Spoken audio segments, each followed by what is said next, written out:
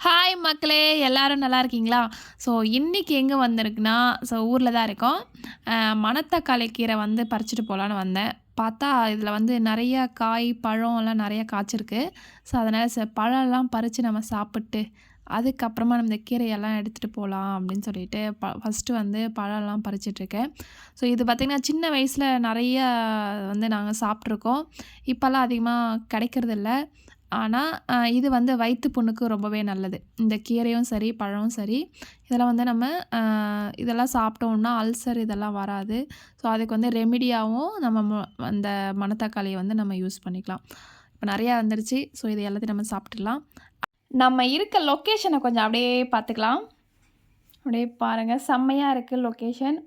இங்க பார்த்தீங்கன்னா வந்து கொஞ்சம் வேர்க்கடலை அது இது கொஞ்சம் எல்லாம் போட்டிருக்காங்க. ஸோ அவ்வளோதான் மக்களே! பாய்.